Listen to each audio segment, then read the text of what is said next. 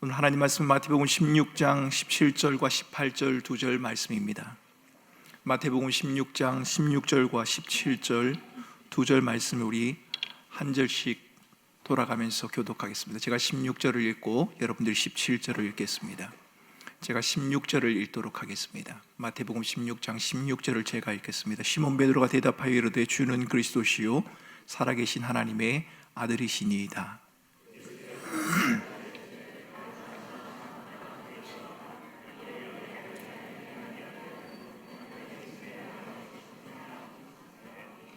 아멘. 그리고는 이렇게 말씀하셨죠. 너는 베드로라, 내가 이 반석 위에 내 교회를 세울 것이다. 이렇게 주님이 말씀하셨습니다. 오늘 밤 특별히 저희 교회, 꿈꾸는 교회를 향한 사역과 비전 나눔이라는 제목으로 함께 말씀을 나누고 우리 교회를 향한 하나님의 꿈과 비전이 뭘까를 한번 생각해 보려고 합니다. 여러분, 제가 저희 교회에 온 지 얼마 되는지 아십니까? 한 10년 된 것 같습니까? 예. 이제 다음 주가 되면 제가 온 지 딱 1년이 됩니다. 3월 19일 날 제가 아마 설교를 했던 걸로 생각을 합니다만 3월 19일 날 설교를 했으니까 아마 돌아오는 주 10일, 17일 하면 이제 제가 1년이 되는 주인 것 같습니다. 1년이 정말 빠르게 지나간 것 같습니다. 1년이 되는 시점에 꿈꾸는 교회가 어떻게 나가야 할까, 하나님께서 우리를 향하여 가지신 계획이 뭘까를 생각해 보는 것은 의미 있는 시간이라고 생각이 됩니다. 2024년 꿈꾸는 교회 사역 비전 나눔, 여러분 제가 이렇게 이야기했는데 제가 PPT 넘기면 되나요? 조금 있어야 되죠? 넘기면 되나요? 예. 사역 비전 나눔이라고 한 것은 모두가 다 한 마음과 한 뜻을 가지고 우리 꿈꾸는 교회를 어떤 방향으로 섬겨가는 것이 좋을까 하는 부분들에 대한 나눔이라고 생각하시면 될 것 같습니다. 담임 목사가 생각하는 대로 교회가 가야 된다, 그렇지는 않을 겁니다. 하나님께서 꿈꾸는 교회를 향해 가지신 하나님의 기대가 있을 텐데 그 기대가 무엇인지를 우리가 쫓아가는 그 과정들이 우리에게 필요해 보일 것 같습니다. 여러분,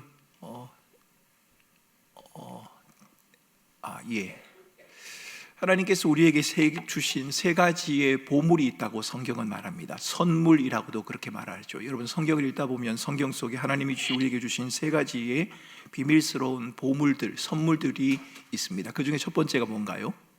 믿음입니다. 두 번째는요, 교회입니다. 세 번째는 직분입니다. 하나님께서 믿음과 교회와 직분이라고 하는 선물, 어디 이것만 선물이겠습니까? 하나님이 우리에게 주신 모든 것이 다 선물일 겁니다. 그런데 오늘 특별히 이 세 가지 선물 가운데 교회라고 하는 주제를 함께 다루어 보려고 합니다. 교회가 무엇입니까? 교회는 주는 그리스도시요 살아계신 하나님의 아들이라는 믿음의 고백 위에 세워진 거룩한 공동체입니다. 주는 그리스도시요 살아계신 하나님의 아들입니다 라고 하는 믿음의 고백 위에 교회가 세워졌다라고 하는 말은 크게 세 가지를 의미합니다. 첫 번째는 교회의 주인이 주님이시라는 겁니다. 여러분, 이 사실을 꼭 기억을 하셔야 합니다.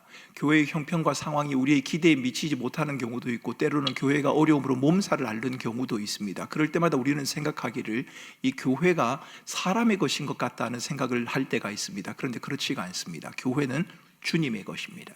이 땅에 세워진 모든 교회는 주님의 것이다. 그리고 두 번째는요, 교회는 불러냄을 받은 사람들을 말합니다. 우리가 편의상 꿈꾸는 교회, 무슨 교회, 이렇게 교회의 이름을 붙입니다만은 정확하게 말한다면 그것은 교회라기보다는 예배당 건물을 말하는 거겠죠. 건물이 교회는 아닙니다. 교회가 무엇입니까? 교회는 불러냄을 받은 사람들의 모임을 말합니다. 공동체를 말합니다. 여러분, 교회가 무엇이냐? 여러분, 교회를 생각할 때 꿈꾸는 교회만을 생각하면 좀 곤란합니다. 여러분, 교회라고 하는 단어를 떠올릴 때는 이 땅 가운데 세워진 모든 교회, 보편적인 교회를 생각하셔야 합니다. 여러분들이 꿈꾸는 교회 오늘 금요철에 오시기 위해서 길을 지나가시면서 많은 십자가가 걸린 교회들을 보셨을 겁니다. 많은 교회들을 보셨을 텐데요, 그 가운데 믿음의 고백을 바르게 하는 모든 교회, 그 교회는 주님의 교회입니다. 그래서 우리는 그것을 거룩한 공교회 혹은 보편적인 교회라고 그렇게 말을 합니다. 여러분, 교회를 비교하는 것 합당하지 않습니다. 어느 교회가 더 큰가? 어느 교회가 더 나은가? 어느 교회가 더 좋은가? 여러분, 그것은 말이 되지 않습니다. 왜요? 모든 교회가 다 보편적인 교회이기 때문입니다. 주님께서 세우신 교회이기 때문에 모든 교회는 다 보편적인 교회, 공교회라고 말할 수 있습니다. 여러분, 교회는 하나님께서 세상에 하나님을 드러내시기 위해서 만드신 거룩한 기관입니다. 하나님께서 세상에 하나님 자신을 드러내시기 위해서 교회라는 것을 만드셨습니다. 그래서 여러분, 에베소서 1장 23절에는 이렇게 말하죠. 같이 한번 읽겠습니다. 교회는 그의 몸이니 만물 안에서 만물을 충만하게 하시는 이의 충만이니라. 교회 안에 그리스도의 충만함이 있다는 겁니다. 그 말을 다르게 말하면 교회를 보면 그리스도의 충만함이 보인다는 말입니다. 여러분, 이게 참 역설적이지 않습니까? 교회를 보면 하나님을 볼 수 있다? 실제는 그렇지 않는 것 같습니다. 그런데 주님의 계획은 교회를 통해 하나님 자신을 세상에 드러내기를 원하셨습니다. 교회는 주님의 교회입니다. 교회는 부르심을 받은 백성들을 의미합니다. 교회는 보편적인 교회, 거룩한 공교회를 의미합니다. 그래서 여러분, 우리 교회가 소중하면, 꿈꾸는 교회가 소중하면 여러분 주변에 세워진 모든 교회가 다 소중합니다. 우리 교회가 귀하면 그 모든 교회가 다 귀하다는 말입니다. 주께서 세우신 거룩한 교회에는 본질적인 5가지 기능과 목표가 있습니다. 이건 성경에 나오는 내용들을 신학자들이 정리하는 것입니다.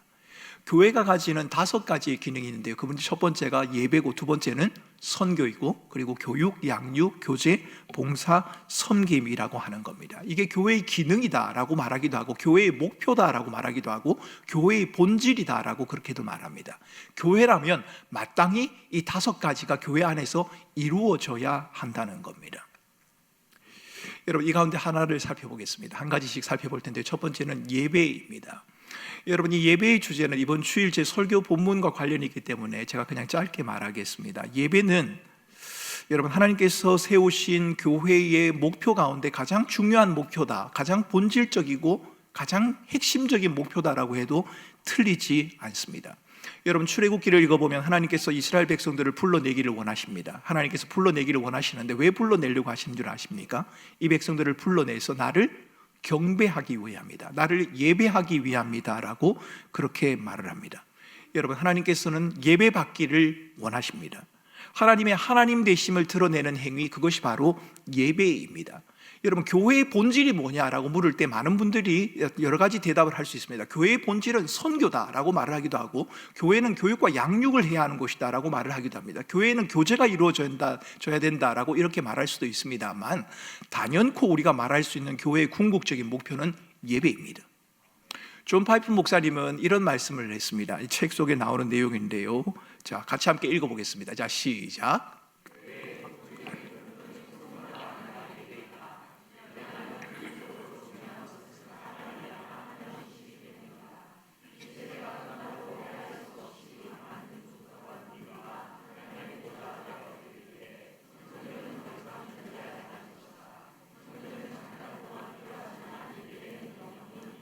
여러분, 이 말이 이해가 되십니까? 요한계시록을 읽어보면 하나님 나라에서 예배를 드리는 장면이 있습니다. 여러분, 그 나라에서는 더 이상 선교가 필요하지 않습니다. 왜요? 하나님 앞에 모인 모든 백성들이 하나님의 이름을 높일 것이기 때문입니다.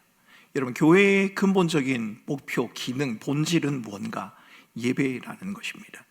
그러면 두 번째가 선교입니다. 그럼 선교의 목표가 무엇입니까? 여러분, 모든 족속으로 제자를 삼아라, 세례를 주라, 가르쳐 지키게 하라. 주님은 그렇게 말씀하지 않으셨습니까?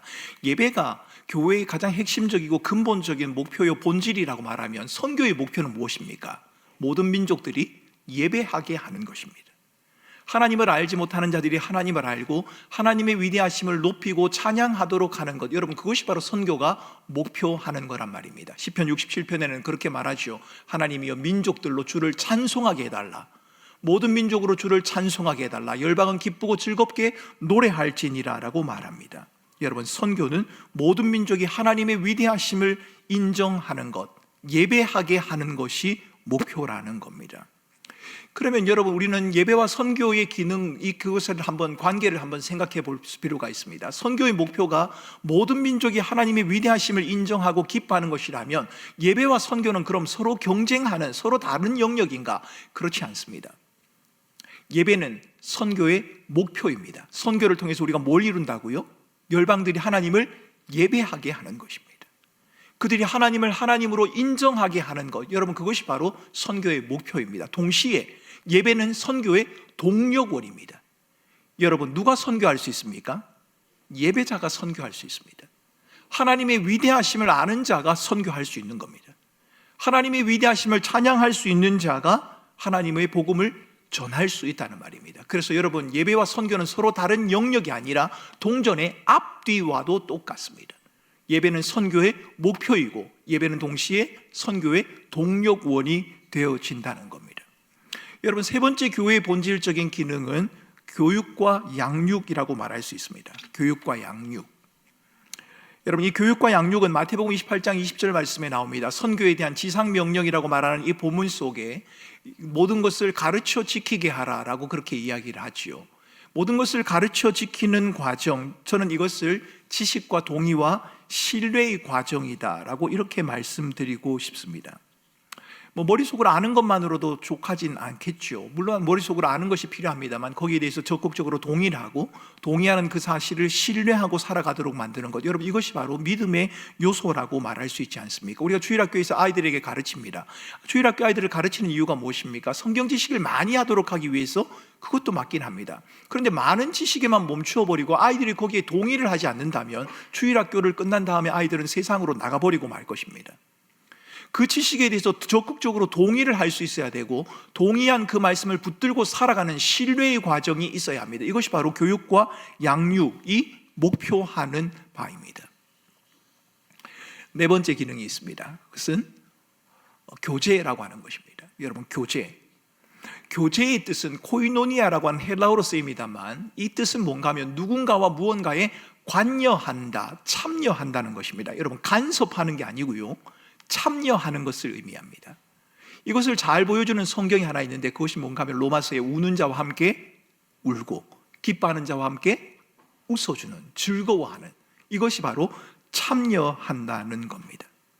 고린도후서 8장 4절에도 그런 말이 나오죠. 이 은혜와 성도 섬기는 일에 참여한다라고 그렇게 말하지 않습니까? 사귐이라는 말로도 등장합니다. 너희로 우리와 사귐이 있게 한다라고 말합니다. 누군가의 삶에, 누군가의 어려움에, 누군가의 기쁨에, 누군가의 필요에 적극적으로 참여하는 것, 여러분, 이것이 바로 성도의 교제라는 겁니다. 그냥 만나서 차 한잔하는 것이 교제인가? 그것은 교제의 한 부분입니다. 그것은 교제의 출발일 뿐이지 성경이 말하는 교제의 의미는 누군가의 삶에 적극적으로 개입하고 관여하고 참여하는 것을 의미합니다. 교회가 가지는 또 다른 기능이 있습니다. 그것은 봉사와 섬김이라고 하는 것입니다. 여러분, 봉사와 섬김, 이것은 교회 안에서의 봉사뿐만 아니라 교회 밖으로의 봉사도 의미합니다. 여러분, 봉사와 섬김을 정의를 해보면 봉사와 섬김이 뭔가 이렇게 정의해 볼 수 있습니다. 같이 읽겠습니다. 우리의 것이 같이 있습니다. 자, 시작. 예, 이게 봉사와 섬김입니다. 내가 가지고 있는 것이 내 것이다 라고 생각하면 그것을 움켜쥐어야 합니다. 소유하고 누리는 것이 목표가 될 겁니다. 하지만 내게 주어진 것이 내 것이 아니라 내게 맡겨진 것이다 라고 말한다면 맡겨진 것을 적절하게 목적에 맞게 사용을 해야 합니다. 그것이 바로 봉사와 섬김입니다. 여러분, 어떻게 남을 섬길 수 있습니까? 어떻게 이웃을 돌볼 수 있습니까? 내게 주어진 것이 내게 아니라는 고백이 있어야만 그것이 가능합니다. 내게 주어진 것이 내 것이다 라고 생각하면 여러분, 그것은 움켜쥐고 있기만 하고 펼쳐서 내놓기가 굉장히 어렵습니다. 베드로전서 4장 10절 이하에는 그런 말이 나오죠. 선한 청지기 같이 하라. 청지기는 자기 소유를 가지고 있는 사람이 아닙니다. 누군가로부터 맡겨진 것, 주인으로부터 주어진 것을 대신 맡아 행하는 자입니다. 누가 봉사하려면 하나님이 공급하시는 힘으로 하라라고 그렇게 말하지 않습니까? 여러분, 이것이 바로 봉사입니다. 여러분, 우리는 봉사의 의미를 이렇게 생각하지 않습니까? 내가 은사가 있고 섬길 능력이 있으니까 봉사를 한다? 여러분, 그런 의미도 틀리지는 않습니다만 그렇지 않습니다. 봉사의 보다 성경적인 의미는 내게 주어진 은사, 내게 주어진 능력, 어떤 내게 주어진 자질, 그러면 이 모든 것들이 내 것이 아닌 겁니다. 누가 주신 겁니까? 하나님이 내게 맡기신 겁니다. 맡기신 것은 목적에 맞게 적절하게 사용될 때만 가치를 발휘할 수 있습니다. 여러분, 교회가 가지고 있는 이런 기능들, 예배와 선교, 양육, 교제, 봉사, 섬김이라는 기능들을 이제는 우리 꿈꾸는 교회에 한번 적용을 해보려고 합니다. 여러분, 꿈꾸는 교회의 예배는 어떤 예배가 되어야 합니까? 예배는 하나님의 되심을 인정하는 것이라고 여러분들에게 말씀을 드렸습니다. 그렇다면 꿈꾸는 교회의 예배 역시도 하나님의 하나님 되심을 인정하는 예배가 되어야 합니다. 하나님의 하나님 되심을 인정하는 예배를 이렇게 네 가지로 한번 정의를 해보았습니다. 첫 번째는 하나님의 임재가 넘쳐나는 예배. 왜요? 예배를 만드신 분이 누구십니까? 하나님이십니다. 예배의 주인공이 누구십니까? 하나님이십니다. 우리를 예배를 초대하신 분이 누구십니까? 하나님이십니다. 그럼 누가 드러나야 합니까? 하나님이 드러나야 합니다. 하나님의 임재가 우리 가운데 드러나야 한다는 말입니다. 그런데 이 하나님의 임재와 하나님의 함께 하심이 뭘 통해서 제일 많이 드러날까요? 보편적인 진리를 통해서도 드러납니다. 우리가 하늘에 떠 있는 태양을 보면서도 하나님을 찬양할 수 있습니다. 부는 바람을 피부로 느끼면서도 하나님이 나를 사랑하시는구나 느낄 수도 있습니다. 이건 우리는 보편적인 진리입니다. 보편적인 가치를 통해서도 우리는 하나님의 임재를 경험할 수 있습니다. 그런데 하나님의 임재를 경험할 수 있도록 가장 분명하고 확실하게 주신 보편적인 것이 아니라 특별한 하나님의 백성만이 누릴 수 있는 은혜의 방편이 있습니다. 그것이 뭔가요? 하나님의 말씀입니다. 그래서 여러분, 꿈꾸는 교회의 예배는 하나님의 말씀이 바르게 선포되는 예배가 되어야 합니다. 여러분, 어찌 보면 이것은 설교자들의 몫이라고 할 수 있습니다. 각 기관을 담당하고 있는 교육자들과 저의 몫이라고 할 수 있습니다. 내가 하고 싶은 말을 하는 것이 아니라 하나님의 말씀이 무엇을 말하는가를 가지고 고민을 해야 한다는 말입니다. 그래서 여러분, 교육자들에게도 하나님의 말씀을 깊이 연구하고 고민하고 생각할 수 있도록 여러분들이 배려를 해 주셔야 합니다. 제가 저희 교회에 부임하고 난 다음에 어떤 식사 초대를 잘 이렇게 가지 않으려고 했습니다. 저희 신방군사님들이 식사 초대를 하면 제가 가능하면 가지 않겠다라고 말씀드렸던 이유는, 여러분, 저도 맛있는 거 먹고 싶고요, 교우들과 함께 이야기를 나누고 싶습니다. 그런데 제가 저희 교회에 와가지고 교우들과 만나고 식사를 하고 이렇게 다니다 보니까 정작 준비해야 될 설교 시간이 없는 겁니다. 그 시간이 자꾸만 이게 줄어들게 되는 거예요. 그래서 사실 저희 교회에 부임하고 난 다음에 어떤 분이 제게 물었습니다. 목사님은 설교 준비 언제 하세요? 제게 물은 적이 있습니다. 제가 분주하게 시간을 보내고 나면 제가 설교 준비를 언제 해야 될까요? 언제 해야 될까요? 밤에 해야 됩니다. 그러면 거의 밤늦게, 아니면 거의 밤을 새는 경우도 있지요. 그래서 제가 저희 교회에 부임하고 난 다음에 당회에 온 우리 장로님들에게, 장로님들, 제가 새벽 기도를 제가 일주일에 한 2-3번 정도밖에 못 나올 것 같습니다. 매일 나온다고 제가 장담을 못 하겠습니다. 우리 교육자들에게도 제가 그렇게 말한 적이 있습니다만은, 여러분, 그렇다고 해서 밥 먹는 것이 나쁘다 그런 말이 아닙니다. 필요합니다. 그리고 교육자들에게 밥을 사주지 말라 그런 말도 절대 아닙니다. 밥 먹고 힘이 나야 또 설교 준비도 할 수가 있겠지요. 그러나 중요한 것은 교육자들이 하나님의 말씀을 깊이 있게 연구할 수 있는 배려가 필요하다는 것을 여러분들에게 말씀을 드리는 겁니다. 하나님의 말씀이 바르게 선포되는 예배가 필요합니다. 왜냐하면 하나님께서는 말씀을 통해 우리에게 임재하시기 때문입니다. 어떤 예배가 우리에게 필요합니까? 공동체의 하나됨을 고백하는 공적인 예배가 필요합니다. 여러분, 오늘날 가장 약화된 것이 바로 저는 이 부분이라고 생각을 합니다. 많은 성도들이 주일날 와서 내가 은혜 받고 내가 다 예배 드리고 가면 그만이라고 생각합니다. 그러나 여러분, 예배는 사적인 행위가 아니고요, 공적인 행위입니다. 하나님께서 하나님의 백성을 불러서 하나님의 그 백성들이, 믿음의 공동체가 함께 예배를 드리도록 하셨다는 말입니다. 물론 사적인 의미가 있죠. 내가 은혜를 받는 것도 맞습니다. 그러나 이 공적인 의미를 우리는 회복할 필요가 있습니다. 하나님이 우리 모두를 동일한 믿음으로 불러주셨기 때문에 공동체의 하나됨을 고백하는 이 공적인 예배가 이루어질 필요가 있다는 말입니다. 네 번째는요, 온 세대가 어우러지는 예배가 되어야 한다는 겁니다. 여러분, 제가 저희 교회에 와서 가장 아쉬운 것 중에 하나가 이 부분입니다. 저희 교회는 물리적으로 영아부 아이들로부터 어른들이 함께 모여서 예배 드릴 수가 없습니다. 물리적인 공간이 허락하지 않기 때문입니다. 그래서 그 나머지 저희들이 그래도 할 수 있는 방법으로 나누어서라도 함께 어른들과 같이 예배 드릴 수 있도록 하자라고 해서 교육기관에서 조금씩 나누어서 예배를 드리고는 있긴 합니다만, 온 세대가 어우러지는 예배, 여러분, 매번 그래야 한다라고 말할 수는 없습니다만, 온 세대가 함께 어우러진다라고 하는 그 고백이 우리에게는 필요합니다. 각 세대의 특징이 존중되어야 하지만 동시에 온 세대가 함께 어우러지는 것도 우리에게 있어야 합니다. 저는 우리 꿈꾸는 교회 예배가 이런 예배가 되기를 원합니다.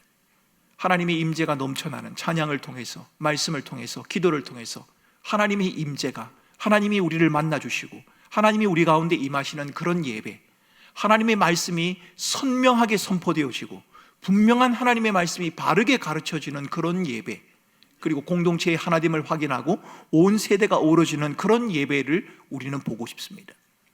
이 예배를 하기 위해서, 이 예배를 이루어질 수 있도록 하기 위해서 또 우리 교육자들이 고민을 할 것이고 당회에서도 고민을 할 것입니다.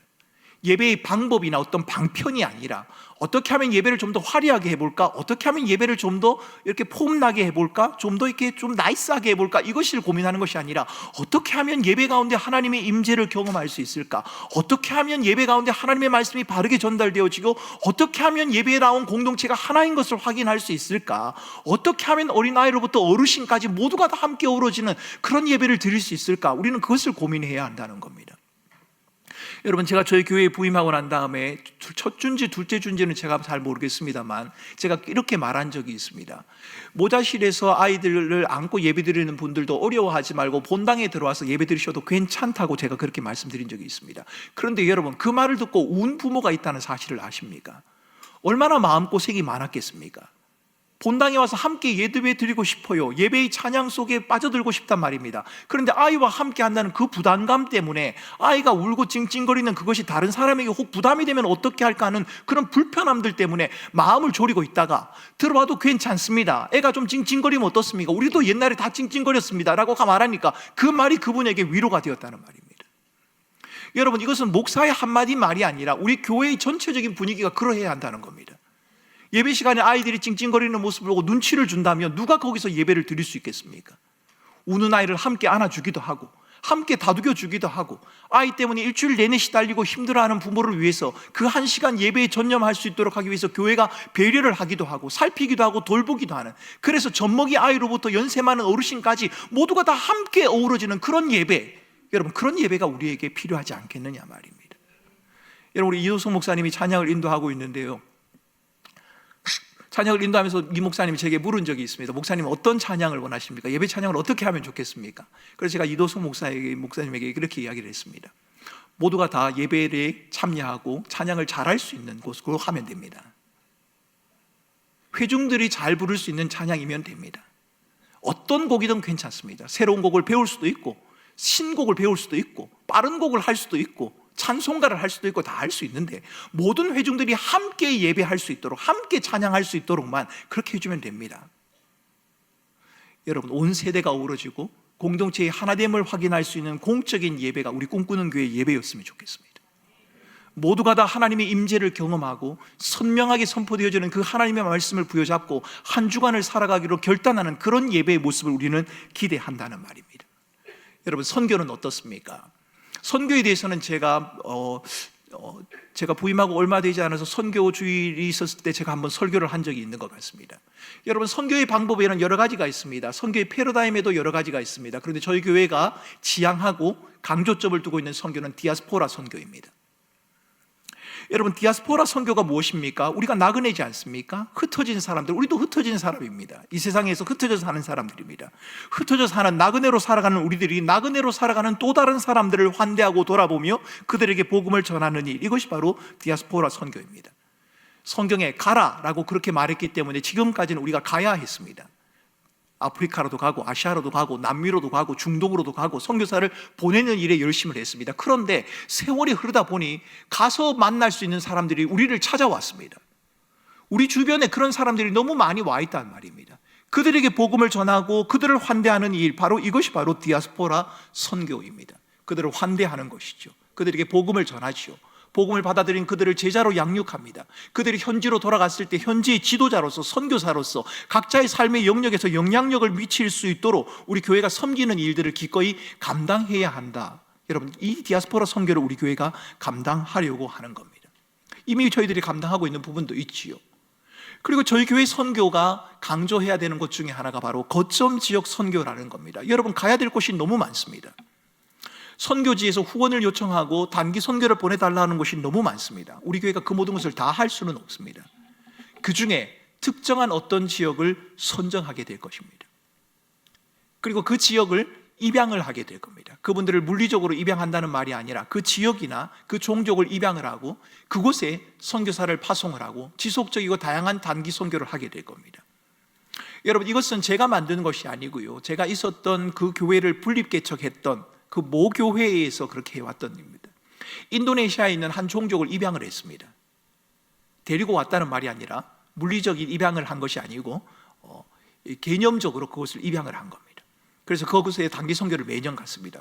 제가 알기로는 한 15년 이상을 갔다고 저는 기억을 하고 있습니다만 계속 갔습니다. 갔더니만 현지인들이 그렇게 말하는 겁니다. 작년에 왔더니 오늘 또 오네요. 작년에 오신 분이 올해 또 오셨네요. 몇 년 뒤에도 또 오셨네요. 그분이 또 오셨네요. 라고 말하면서 그분들과의 신뢰가 쌓이기 시작했습니다. 그리고 그분들이 복음을 받아들이기 시작했습니다. 그곳에 필요한 고아원을 짓고 유치원을 짓기 시작했습니다. 초등학교를 지었습니다. 중학교를 지었습니다. 고등학교를 짓고 제가 알기로는 이제 그 지역에서 이제 독립을 하게 되었습니다. 완전히 그곳에 독립적인 교회가 세워지고 지도자가 세워지고 그 교회가 자립을 하게 되었기 때문에 이제는 입양했던 그 지역과의 관계를 이제 정리하고 또 다른 지역을 찾고 있다는 소식을 제가 들었습니다. 여러분, 모든 선교지를 우리는 도울 책임과 의무가 있습니다. 하지만 그 가운데서도 특별히 복음이 필요한 특정한 지역이나 종족을 우리 교회가 입양을 하고 그곳을 위해서 기도하고 그곳에 선교사를 보내고 단기 선교를 나가고 그곳에 필요한 부분들을 세우고 그곳에서 자체적인 지도자가 세워질 수 있도록 하는 일들, 이 일들을 감당해 보는 것이 어떨까라는 생각을 해보게 된다는 겁니다. 그뿐만 아니라 선교 동원과 동력화도 필요할 겁니다. 여러분, 어느 날 갑자기 선교사가 되는 것도 아니고 어느 날 갑자기 복음을 전할 수 있는 것도 아닙니다. 모든 세대가 어우러지는 것이 예배인 것처럼 선교 또한 모든 세대가 어우러지는 것이어야 합니다. 선교에 대한 특별한 관심을 가진 사람만이 아니라 어른부터 젊은이, 청년까지 그리고 연세 드신 어른들까지 모두가 다 선교적인 삶을 살아가고 선교적인 비전을 가질 수 있도록 격려하고 그들을 자극하는 일, 그들을 훈련하고 도우는 일들을 우리 교회가 감당해야 한다는 겁니다. 국내외 단기 선교를 통해서도 할 수가 있겠죠. 비전 트립을 통해서도 할 수가 있겠죠. 다양한 선교 훈련을 통해서도 할 수가 있겠죠. 여러 가지 이런 일들을 통해서 우리 교회의 각 부서들이, 우리 청년부가, 또 우리 어르신들이 모두가 다 온 가족 단위로 선교적인 마인드를 가지고 선교적인 삶을 살아가고 구체적인 선교를 실천할 수 있는 그 일들을 우리 교회가 한번 해보면 어떨까라는 그런 생각들을 가져본다는 말입니다. 그뿐만이 아닐 겁니다. 여러분, 저희 교회가 교회의 선교사님들이 해외에 있는 선교사님들에게 후원을 하고 있습니다만 실제적으로 교회가 선교사님들에게 후원하고 있는 것은 사역을 위한 것이라기보다는 선교사님들이 그곳에서 살아가기 위한 생활비의 일부입니다. 모든 교회에서 후원하는 부분들이 대부분 그렇습니다. 그러나 장차 원하기는 우리 교회가 그분들의 실제적인 사역에 동력을 할 수 있으면 좋겠다는 생각이 듭니다. 생활하는 건 생활하는 거고 그 선교사님들이 특별히 그 지역에서 어떤 사역을 감당하기 위해서 기도하고 있는 부분들이 있을 수 있지 않겠습니까? 그 사역의 실제적인 부분들을 우리 교회가 돕고 동력을 할 수도 있지 않겠느냐는 말입니다. 우리 교회의 선교가 이런 방향으로 갈 수 있으면 좋겠다라는 생각을 가져보게 됩니다. 양육은 어떨까요? 교육은 어떨까요? 여러분, 함께하는 믿음의 공동체를 이루는 것이 저희 교회의 교육과 양육이 지향해야 하는 바라고 저는 생각합니다. 여러분, 저희 꿈꾸는 교회라고 말하면 다음 세대를 강조하는 교회로 소문이 나 있습니다. 그런데 여러분, 제가 부임하고 설교를 하면서 언젠가 여러분에게 말씀드린 적이 있습니다. 다음 세대란 것은 반드시 교회학교, 주일학교 아이들만을 의미하지는 않습니다. 70대에게는 60대가, 80대에게는 70대가 다음 세대일 겁니다. 모두가 다 다음 세대입니다. 그들과 함께 할 수 있는 믿음의 공동체를 이루어 가야 합니다. 요즘 3040이라는 말이 자주 등장하지 않습니까? 교회의 주축이 되어야 할 3040. 3040, 역시 세대, 다음 세대라고 말할 수 있죠. 어르신 세대도 마찬가지입니다. 다음 세대 주일학교만이 아니라 온 세대가 어우러지는 그 일을 위해서 우리가 교육을 해 나가야 한다는 겁니다.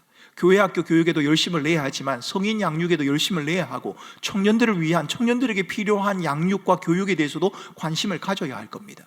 3040 시대가 요구하고 있는 그런 필요들이 있지 않겠습니까? 그분들의 필요에 맞는 교육을 교회가 준비하고 그들을 양육하는 일도 기꺼이 감당해야 할 것입니다.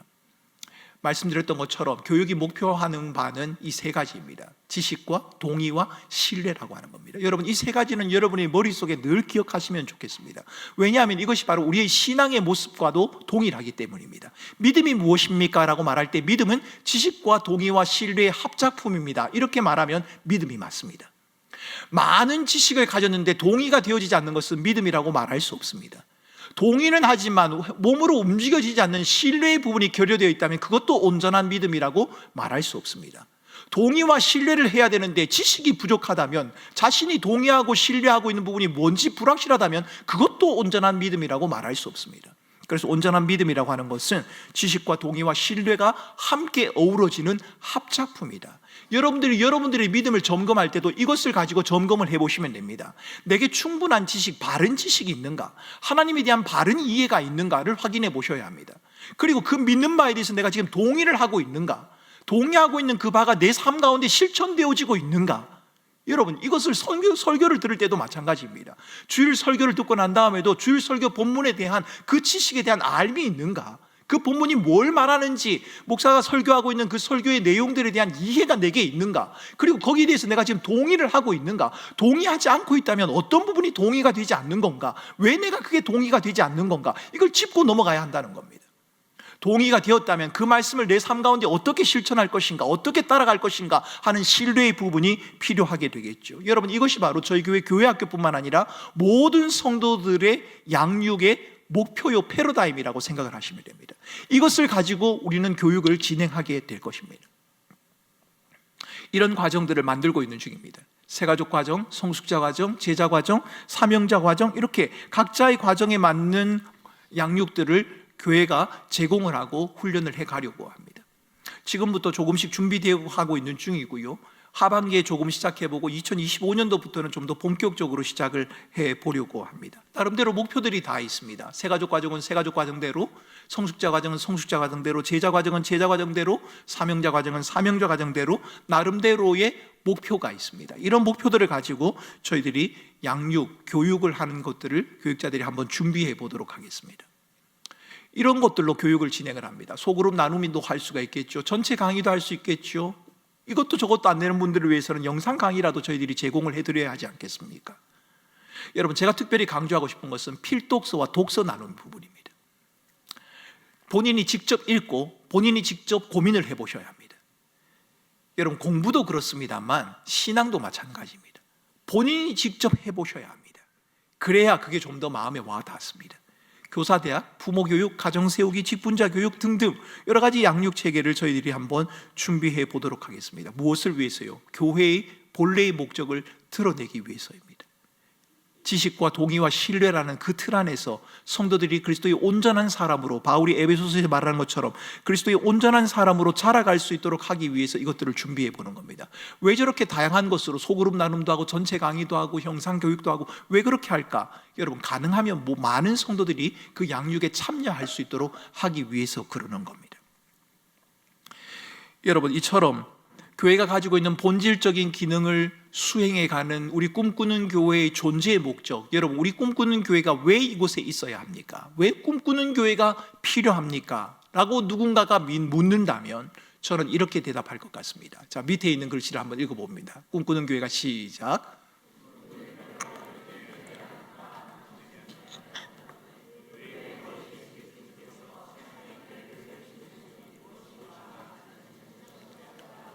맞습니다. 여러분, 꿈꾸는 교회가 왜 있어야 하는가? 꿈꾸는 교회가 김포라는 지역에 왜 필요한가? 라는 질문에 답을 하려면 하나님께서 그리스도를 통해서 왜 교회를 세우셨는가? 라는 질문을 먼저 해야 합니다.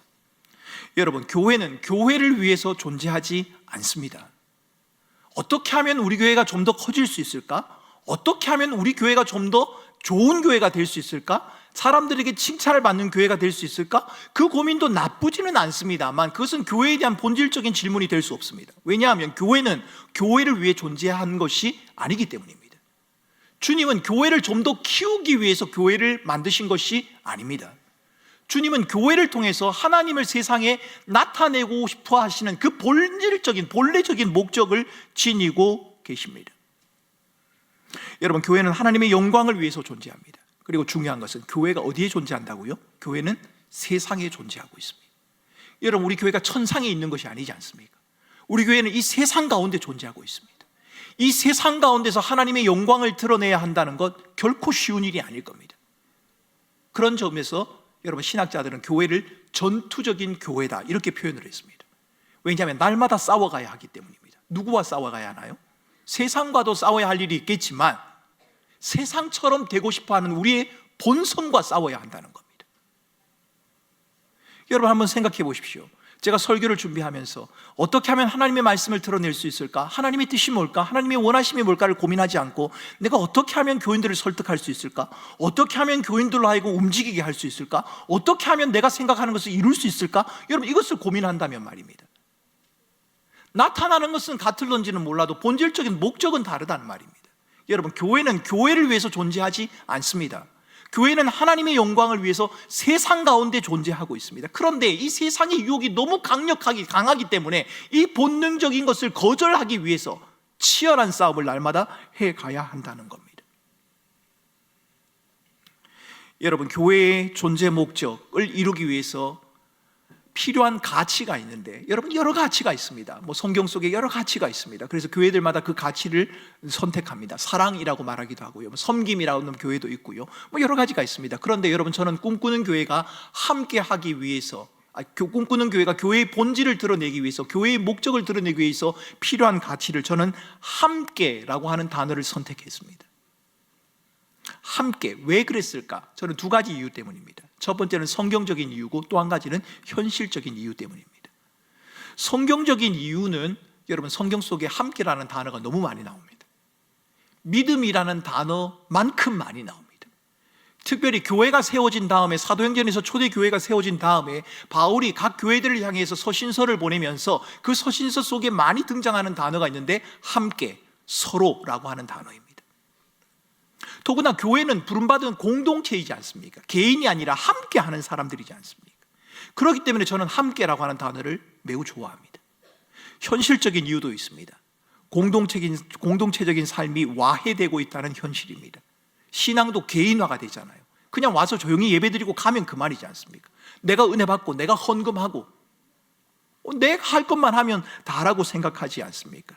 이런 이유 때문에 저는 교회의 존재 목적을 위해서는 이 함께라고 하는 가치가 회복될 필요가 있다라고 판단을 했습니다. 여러분, 우리 교회가 함께라는 가치를 통해서 교회의 존재 목적을 회복해 갔으면 좋겠다.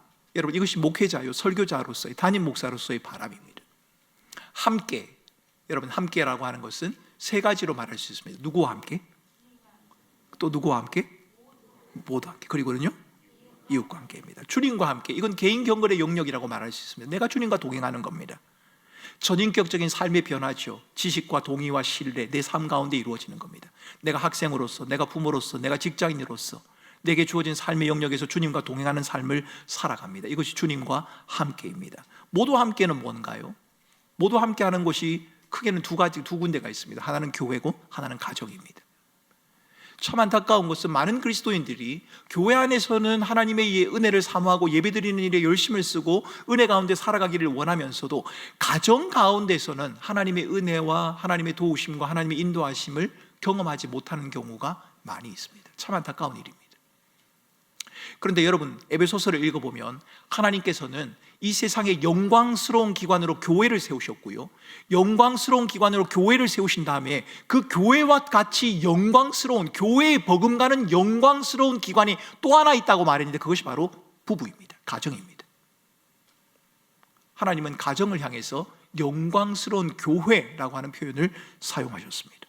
모두 함께한다. 가정과 교회 공동체의 영역에서 다양성과 조화를 말합니다. 여러분, 인내와 지속성을 말합니다. 제가 언젠가 함께라는 주제를 가지고 설교할 때가 있을 텐데요, 여러분, 함께하면서 가장 필요한 것이 뭘까? 다양성과 조화도 필요한데요, 인내가 가장 필요합니다. 그래서 여러분, 히브리서를 읽어보면 믿음의 완성판이 뭔지 아십니까? 믿음의 종결판, 믿음의 마침표를 찍을 수 있는 덕목이 아닌데, 그것은 바로 인내입니다. 인내입니다. 끝까지 참아낼 수 있는, 끝까지 견뎌낼 수 있는, 넘어지지만 다시 일어나서 반복해서 승리를 경험하며 나아갈 수 있는 인내를 믿음의 완성판, 종결판으로 성경은 말하고 있습니다. 함께함을 이룰 수 있는, 함께함이 가장 필요한 것이 바로 이 인내라는 겁니다. 세 번째는 이웃과 함께가 무엇입니까? 이것은 누군가를 향한 섬김의 영역입니다. 교회와 공동체 가운데서, 교회와 가정이라는 공동체 가운데서 함께하는 것도 중요합니다만, 이 함께함을 통해서 누군가를 향해서 나아가야 한다는 겁니다. 이 함께함이 구체화되어지고 확장되어진다는 것을 의미합니다. 무엇을 통해서 우리 교회가 할 수 있을까요? 어떤 관계 전도를 통해서, 타문화 선교를 통해서, 다양한 섬김, 장학, 지역교회 섬김, 여러 가지 것들을 통해서 우리가 감당할 수 있겠지요. 여러분, 올해부터 저희 교회가 한 가지 결정한 것이 있습니다. 우리 이 전도사역위원회와 함께 이야기를 하면서 이런 이야기를 했습니다만, 여러분, 교회가 전도하는 방법이 여러 가지가 있을 수 있을 겁니다. 그런데 올해부터 저희 교회는 유명한 강사를 불러서 전도 집회하는 것을 하지 않기로 했습니다. 그렇게 하지 않기로 한 이유는 두 가지가 있습니다. 첫 번째 이유는 그렇게 하니까 지역교회 주변에 있는 교회들까지 상실감을 너무 많이 느낀다는 겁니다. 그 교회니까, 돈이 있으니까, 크니까, 덕분에 많은 교회들이 함께 참여할 수 있었습니다. 지난번 우리가 그런 행사를 할 때 많은 교회가들이 함께 와서 그분들이 함께 복음을 들을 수 있는, 복음으로 나아가기 위한 디딤돌 역할을 하는 그 역할들을 잘 감당할 수 있었던 것도 사실입니다. 그게 나쁘다거나 필요하지 않다는 것을 저는 말씀드리는 것은 아닙니다. 저희 교회가 그렇게 하기로 결정을 한 것은 우리가 좀 더 사람들과의 관계를 중요시하고 이웃을 섬기는 것을 구체화 한번 해보는 것이 어떨까라고 하는 고민 속에서 내린 결정입니다. 그래서 올해부터는 그렇게 하지 아니하고 공동체를 중심으로, 꿈터를 중심으로, 기관을 중심으로 이 관계 전도를 좀 해나가면 좋겠다. 그분들을 초대를 할 겁니다. 해피투게더 전도축제는 계속해 나갈 겁니다. 체육대회도 그분들을 초청할 거고요, 11월 달에 그분들을 초청은 할 겁니다. 그런데 그 전에 많은 관계들을 통해서 그분들을 섬기고 그분들에게 나아가는 작업들을 해 나가려고 합니다. 왜 그렇게 합니까? 이웃과 함께 하려고 하는 우리들의 애씀 때문에 그런 것입니다. 주님과 함께, 모두 함께, 이웃과 함께 나아가려고 하는 저희들의 애씀, 수고의 한 모습이다라고 여러분들이 이해를 해주시면 좋겠습니다. 주님과 함께하는 것, 무엇을 통해서요? 공예배에 참석하거나 말씀 묵상을 하거나 양육 훈련에 하거나 기도에 참석하거나 여러 가지 것들이 있을 수 있겠죠.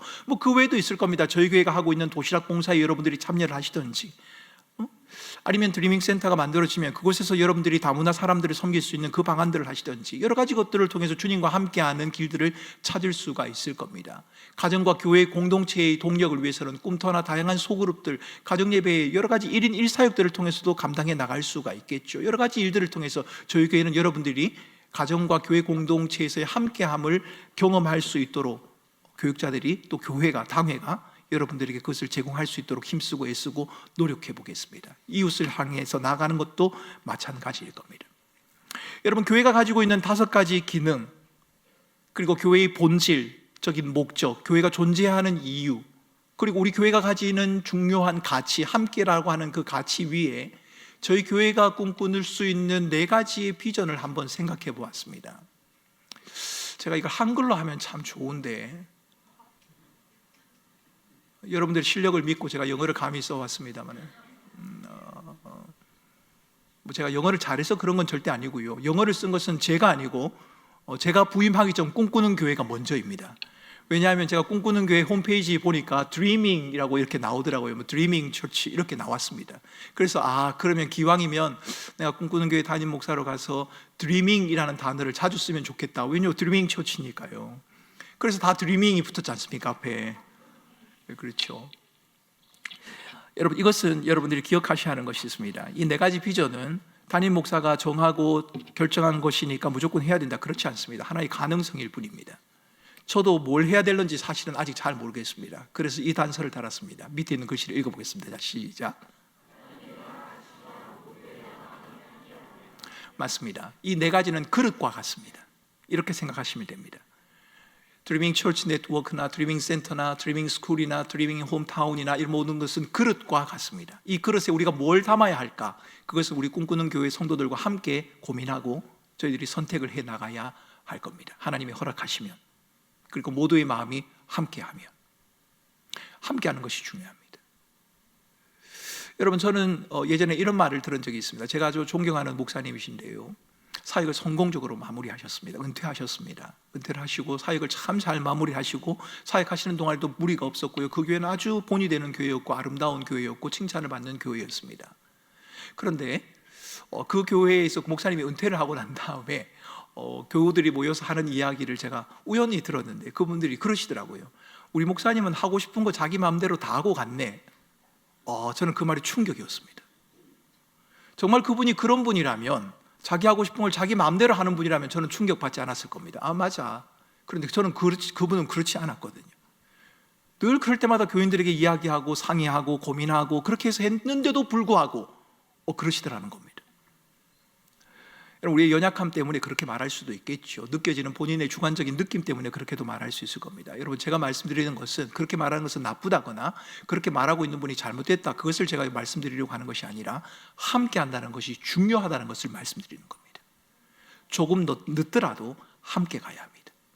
설득이 필요한 부분은 설득을 해야 하고, 동의가 필요한 부분은 설명을 해야 하고, 그래도 의견이 맞지 않는 부분은 맞춰가는 일들이 필요하다는 말입니다. 왜요? 우리의 일이 아니니까요. 주님의 일이니까요. 우리의 교회가 아니니까요. 주님의 교회이니까요. 여러분, 이 네 가지는 그릇이다라고 말씀을 드렸습니다. 이 그릇에 우리가 무엇을 담아야 할까? 제 나름의 고민이고 생각을 한번 정리해 보았습니다. 이건 저의 생각입니다. 드리밍 처치 네트워크라고 하는 이름을 붙였습니다만, 이 교회의 연계성이라고 그렇게 말을 해야 될까요? 여러분, 이것이 무엇을 말하는지 제가 빨간 글씨로 한번 정리를 해보았습니다. 자, 이 세상에 같이 읽어봅니다. 자, 시작.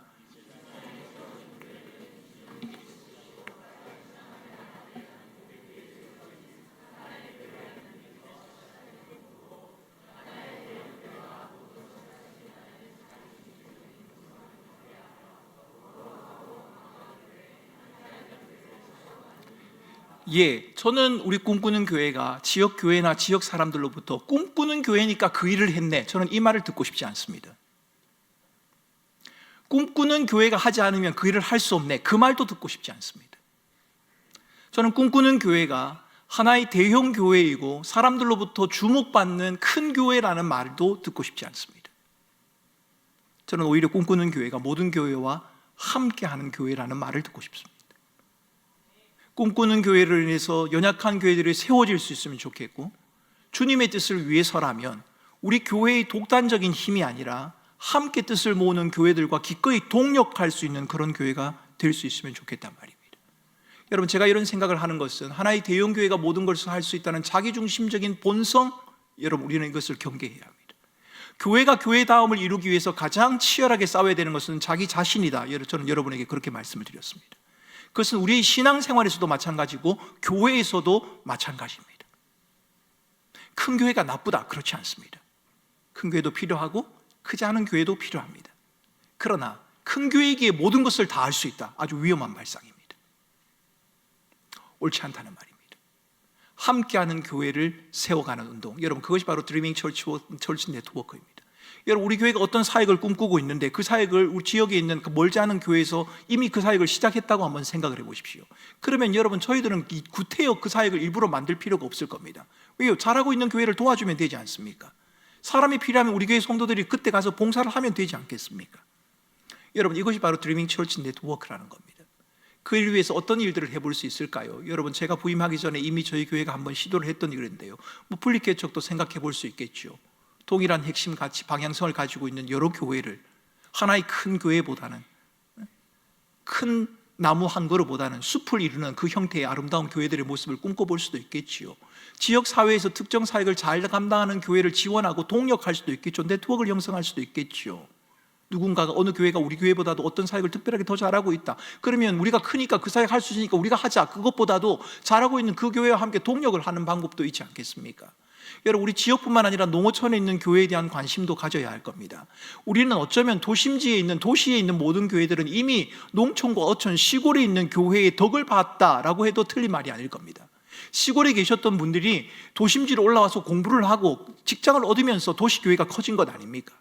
이제는 도시교회가 농촌교회, 어촌교회, 산촌교회에 대해서 섬에 세워진 그런 교회들을 향해서 관심을 가져야 할 때입니다. 그 교회와도 관계를 맺을 수가 있겠지요. 교회는 있는데, 성도는 있는데 교육자가 없다면 우리가 교육자를 보낼 수도 있지 않겠습니까? 은퇴하시고 난 다음에 귀농귀촌을 한다면 그곳에서 교회를 섬겨갈 수 있는 그런 방안들도 생각해 볼 수 있지 않겠느냐는 겁니다. 드리밍 센터, 여러분, 이것은 이미 저희 교회가 시작하고 있습니다. 여러분, 이것은 제가 평소에 생각하고 있었던 것이기도 한데 저희 교회에 오니까 이미 진행하고 있는 일이었기 때문에 저는 사실 마음속에 하나님이 참 이 일을 예비하셨구나라는 생각을 가질 수 있었습니다. 자, 드리밍 센터 같이 한번 읽어보겠습니다. 자, 시작.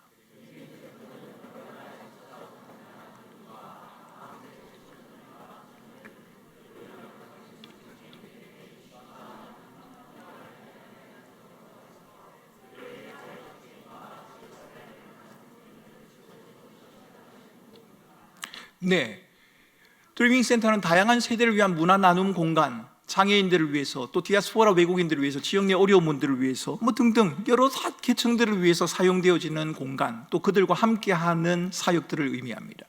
저희들은 우선 다문화 사람들, 여러 종족들, 여러 곳에서 여러 나라에서 오신 그 다문화 배경을 하고 있는 분들을 섬기기로 교회 당회가 결정을 하고 재직회에서 승인을 하고 드리밍 센터를 지금 진행 중입니다. 이미 저희 교회 안에서 하고 있는 것들을 이제 외부로 가져가서 좀 더 원활하게, 좀 더 확장성을 가지고 진행을 해보려고 합니다. 그런데 어디 디아스포라 외국인들만 대상이 되겠습니까? 청소년들도 그럴 겁니다. 여러분, 청소년들을 위한 공간도 필요하지 않겠습니까? 그들을 위한 사역도 필요하지 않겠습니까? 청년들은 어떻습니까? 청년들도 마찬가지일 겁니다.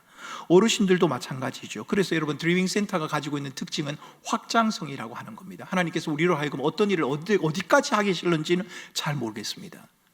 하지만 이 일은 얼마든지 확장성을 지니고 있습니다. 확장성을 지니고, 이 드리밍 센터라고 하는 이름을 가지고 하는 이유는 교회가 지역사회로 나아가는 디딤돌과 같은 역할을 하겠다는 겁니다. 이것이 바로 드리밍 센터라고 하는 겁니다. 여러분, 이 부분은 이번 우리 재직회에서도 다시 한번 설명이 될 거고, 이제 곧 드리밍 센터를 운영하기 위한 사회적 협동조합 승인이 나게 되면 승인이 난 다음에 여러분들에게 좀 더 구체적으로 설명을 드리고, 또 개소하는 예배도 함께 드리게 될 것입니다. 그때 제가 좀 더 설명을 드리도록 하겠습니다. 세 번째는 드리밍 스쿨, 학교입니다. 여러분, 주일학교, 주일 1시간만으로 교육이 안 된다는 것에 대해서는 모두가 다 동의를 하고 있습니다. 그래서 우리 아이들에 대한 신앙교육이 절실하게 필요합니다. 주중학교도 필요하고, 기독교 교리도, 성경도, 과학도, 역사도, 체계적인 실제적이고 적용 가능한 아이템도 개발을 해야 합니다.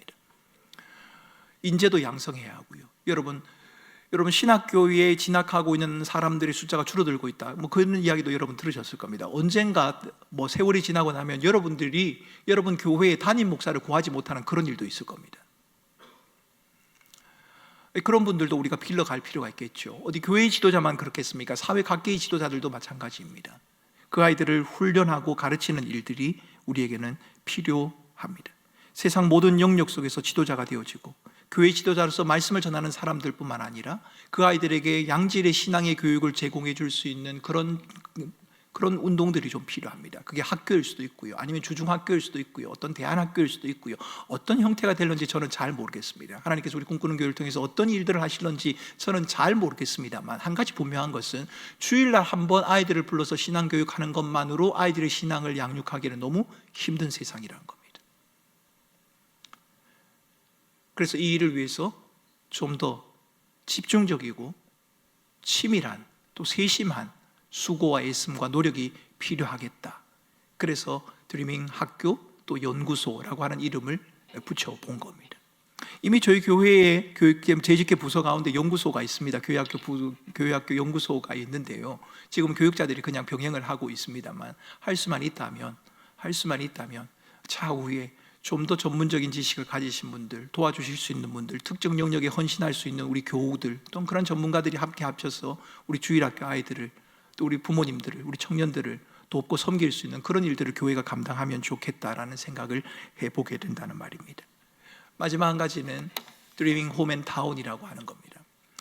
여러분, 이것은 제가 샘물교회에서 장애인 부서를 제가 섬기진 않았습니다만, 장애인을 둔 부모님이 그런 이야기를 하시더라고요. 여러분들 자주 들어보셨지 않습니까? 장애인을 둔 부모님의 소원은 장애를 가진 아이보다 하루를 더 사는 것이다.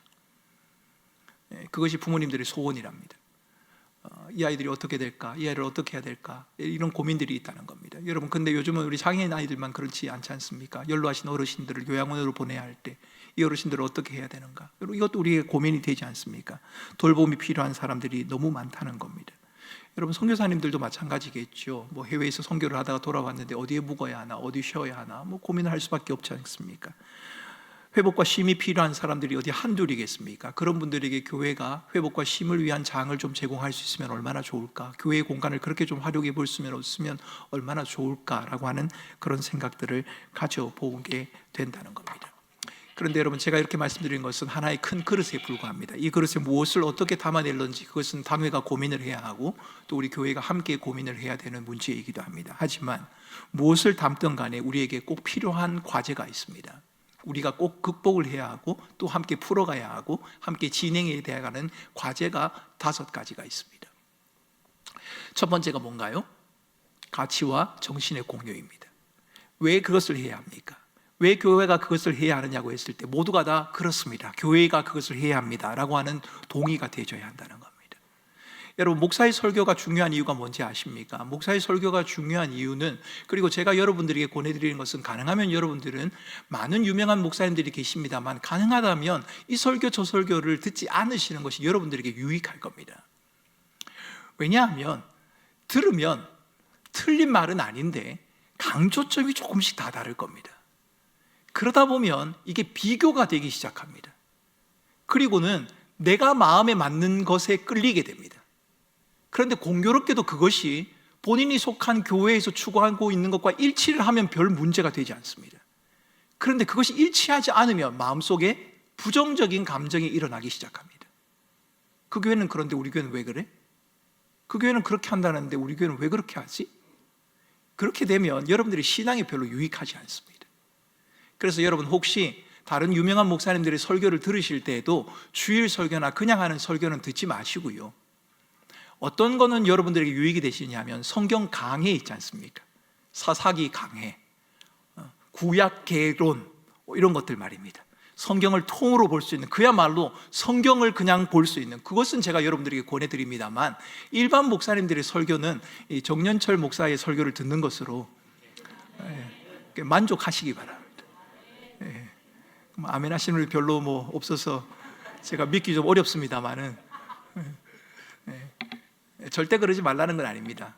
절대 그러지 말라는 건 아니고요, 유명한 목사님들의 설교를 듣고 또 별미도 가끔 먹어야 여러분들의 영혼에 힘도 되고 또 은혜도 될 텐데, 그러더라도 제가 말씀드리는 것은 여러분들이 꼭 기억하실 필요가 있습니다. 가치와 정신의 공유가 중요합니다. 왜 그것을 해야 합니까? 우리 교회가 왜 그것을 해야 합니까? 라고 말할 때, 이래서 우리가 그렇게 해야 합니다 라고 하는 그 가치와 정신이 공유가 필요합니다. 두 번째는요, 인프라 구축은 당연히 필요하겠죠. 공간이 부족하면 늘려야 할 거고요, 시설이 부족하면 확보를 해야 되겠지요. 그런데 이 모든 일들을 하기 위해서 가치와 정신의 공유와 인프라를 구축하기 위해서는 모두의 헌신이 필요합니다. 여러분, 꿈꾸는 교회가 어떻게 여기까지 왔습니까? 여러분들의 헌신 때문일 겁니다. 여러분들의 수고가 있었기 때문일 겁니다. 그래서 여기까지 온 겁니다. 우리가 누리고 있는 그 배후에는 누군가의 섬김이 있다는 것을 여러분들이 잊지 마시기 바랍니다. 그리고 또 한 가지는요, 사역의 계승입니다. 여러분, 저는 이것이 굉장히 중요하다고 생각합니다. 담임 목사가 바뀔 때마다 모든 것이 바뀌는 교회, 여러분 피곤하지 않습니까?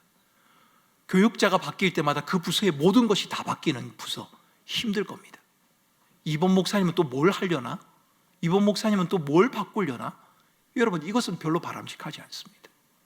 꿈꾸는 교회가 가지는 가치와 정신이 필요하고, 꿈꾸는 교회가 가지고 있는, 하나님께서 꿈꾸는 교회를 통해서 이루고자 하는 그 그림이 필요합니다. 사역의 계승. 여러분, 제가 저희 교회에서 몇 년 할 수 있을 것 같습니까? 사역을? 긴장을 하시는데 제 나이를 묻는 겁니다. 71세 기준으로 보면 제가 남은 게 12년일 겁니다. 12년. 그 정도로 안 보셨죠? 제가 더 젊어 보이셨는데. 사역의 계승 중요합니다. 우리 각 부서도 마찬가지입니다.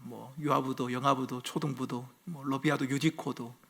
그래서 제가 부임한 이후로 교육자들에게 부서는 바꾸지 않습니다라고 그렇게 이야기를 했습니다. 최소한 한 텀 6년은 하셔야 합니다. 왜 놀라십니까? 부서를 맡았으면 6년은 해야 한다는 겁니다. 그래야 한 텀이 가지 않습니까? 초등학교가 1, 2, 3, 4, 5, 6학년 아닙니까? 그래서 나눈다고 하면 3년이 될 텐데 한 번 해서는 모르거든요. 한 2번은 돌려봐야 그 부서를 이해할 수 있습니다. 그래서 적어도 한 5, 6년 이상은 가야 됩니다. 그래서 부서 이동을 매년 하는 것은 하지 않겠습니다라고 교육자들에게 이야기한 바입니다. 사역의 계승을 위해서입니다. 무엇보다 중요한 것은 뭐가 필요합니까? 기도와 간구가 필요합니다. 교회를 위해서 여러분 기도하셔야 합니다. 주님의 교회가 주님의 교회다운 역할을 감당할 수 있도록 여러분 그것을 위해서 우리가 기도하셔야 합니다. 그래서 오늘 우리가 이 자리에 모인 것입니다. 제가 긴 시간 여러분들에게 말씀을 드렸습니다만 이 말씀드린 내용들은 제가 홈페이지에 올려놓도록 하겠습니다. 제가 거듭 말씀드리지만 제가 말씀드린 것은 그릇입니다. 그 그릇에 우리가 뭘 담아야 할까? 그것은 우리가 기도하고 고민하고 마음을 모으고 함께 해나가야 하는 과정입니다. 저는 이것을 해나가는 과정이 정말 행복하고 기쁜 과정이라고 생각합니다. 이제 주께서 세우신 우리 교회를 위해서 우리가 함께 기도하는 시간을 가지겠습니다. 왜요? 기도하지 않으면 아무것도 이룰 수 없기 때문입니다.